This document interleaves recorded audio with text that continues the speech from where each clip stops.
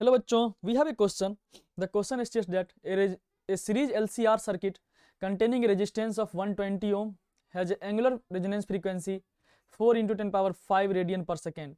At resonance, the voltage across resistance and inductance are 60 volt and 40 volt respectively. हमसे पूछ रहा है कि at what frequency the current in the circuit lags the voltage by 45 degree. सबसे पहले तो circuit बनाते हैं। सर्किट क्या है हमारे पास? सर सर्किट कुछ इस तरह से है कि ये हमारा रेजिस्टेंस है, ये इंडक्टर है और एक कैपेसिटर। ठीक है, ये हमने कनेक्ट किया इसको एसी सोर्स से, राइट? Yes sir. अब देखो बात ये है कि हमने इसके लास्ट पार्ट में देखा, इस कंप्रिहेंशन के फर्स्ट और सेकेंड पार्ट में देखा कि इसका रेजिस्टेंस तो हमें इस पार्ट में दे रखा है 120, लेकिन यहाँ पे दे रखा है कितना? एल कितना आया था सर? एल आया था 0.2 मिली हेनरी और सी आया 1/32 माइक्रोफेराड। इनका यूज होने वाला है। ठीक है, यस सर। अब क्या है कि हमसे पूछा गया है कि फ्रीक्वेंसी क्या होना चाहिए कि current in the circuit lags the voltage by 45 degree. तो देखो करंट लैग करेगा किसको? वोल्टेज को। मतलब करंट पीछे होगा, करंट पीछे होगा। तो इसका मतलब यह है कि अगर मैं वोल्टेज को, करंट इधर दिखाऊं मैं, आई इस सर्किट में करंट अभी आई बह रहा है, तो वोल्टेज क्या होना चाहिए सर? वोल्टेज होगा वी सी नीचे, वी एल ऊपर और वी आर इस तरफ आई के डायरेक्शन में, राइट? Yes sir. तो देखो हमसे बोला गया current in the circuit lags the voltage, मतलब आगे कौन है? वोल्टेज आगे होना चाहिए। मतलब वोल्टेज क्या होना चाहिए?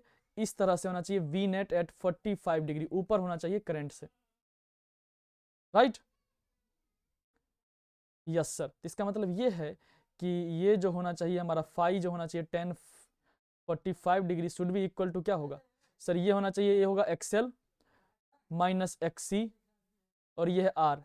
ये होना चाहिए sir XL minus XC by R, right? Yes sir. तो यहाँ से पता चल गया कि ये आ गया हमारे पास 1045 डिग्री 1 हो जाएगा। एक्सएल कितना होगा सर? ओमेगा हमसे पूछ रहा है, पता नहीं है, तो ओमेगा इंटू एल। एल कितना है? 0.2 Henry minus omega into 1/32 microfarad, 1/32 into 10 power minus 6 divided by resistance कितना है? 120।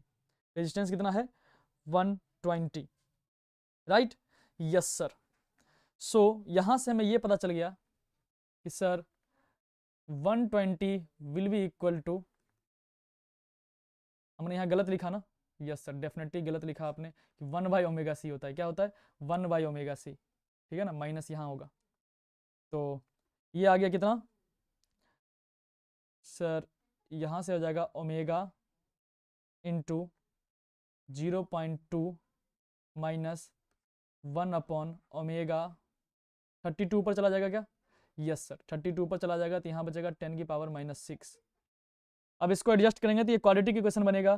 कैसा sir? Omega square minus 6 into 10 की पावर 5 ओमेगा, इन दोनों को मल्टीप्लाई करेंगे, इधर जाएगा तो ये हो जाएगा इतना इक्वल टू, डिवाइड बाई 2 भी कर दिया हूँ हर जगह, तो माइनस 16 इंटू 10 की पावर 10 हो जाएगा। कितना हो जाएगा? 10 इक्वल टू 0। ठीक है, इस क्वाड्रेटिक को सॉल्व करेंगे तो ओमेगा इक्वल टू हो जाना चाहिए 6 इंटू 10 की power 5 plus minus under root B square, मतलब 6 इंटू 10 की पावर 5 का स्क्वायर माइनस माइनस माइनस हो जाएगा प्लस 4ac, 4 इंटू 16 इंटू 10 की पावर 10 इंटू 1 है ये, डिवाइडेड बाई 2। यहाँ से ओमेगा का वैल्यू आ जाएगा हमारे पास, omega is equal to, plus sign लेंगे माइनस साइन नहीं लेंगे क्योंकि ओमेगा निगेटिव नहीं हो सकता, तो ओमेगा आ जाएगा हमारे पास कितना? प्लस साइन लेने के साथ 8 into 10 power 5 divided by nothing. यही आ जाएगा हमारे पास ओमेगा इजकल टू 8 इंटू 10 की पावर 5 रेडियन पर सेकेंड। ठीक है ना, क्योंकि इसमें से बाहर आएगा कितना? 8 आएगा बाहर। Okay, yes sir. तो हमारा आंसर क्या आ जाएगा? Third one is the correct answer for this.